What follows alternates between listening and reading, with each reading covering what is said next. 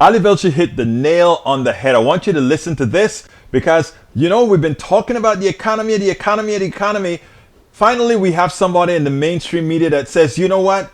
The media has been covering the economy all wrong. Check out Ali Velshi, then we'll go ahead and take it on the other side.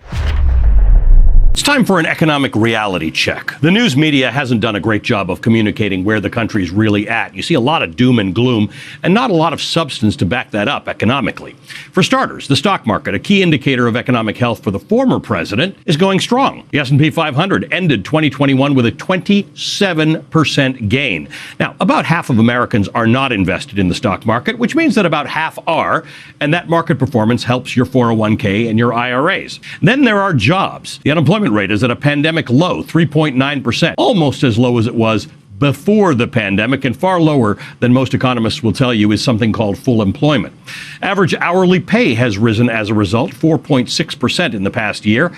And all of these are signs of a strong economy. But let's not go overboard here. Not everything is wonderful, economically speaking, at the moment. Families are bracing for their first month without a child tax credit payment. The monthly payments of up to $300 per child included in the Democrats' American Rescue Plan did not go out today for the first time in 6 months. What's more, the payments are ending as inflation takes a toll on working families' wallets. Now, I mentioned that wages are up, but so are prices, which increased 7% over a 12-month period, making 2021 the worst year for inflation since 1982. Now, there's undoubtedly room for improvement, but what we're seeing right now is not an economy in crisis. We're seeing the result of policies that put more people in a stronger position during a once-in-a-generation pandemic than they would ever otherwise have been.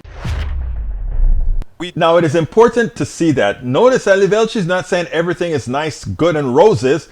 But let's have some perspective here. The economy is much better than it was when President Trump left. It is much better than it was during Trump, and it has brought a whole lot of people out of poverty because of the policies, progressive policies instituted in the American Rescue Plan, the American Rescue Act. Come on, let's not allow the right-wing media to dictate the direction of our thinking. Let's not allow them to make a good economy seem bad in order to win. If we allow that to cauterize, then that is when you lose that big House of Representatives that we're so concerned about losing.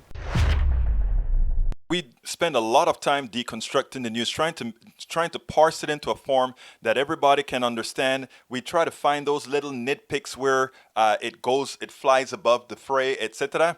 If you really like these videos that we do, I want to ask a big favor. Please go ahead. Number one, subscribe to our channel. And number two, please join if you can. Thank you so kindly for watching. Keep watching. Please remember to share. We must populate the entire internet with our progressive message, a message that we know is what most Americans say that they want. So help us, please join.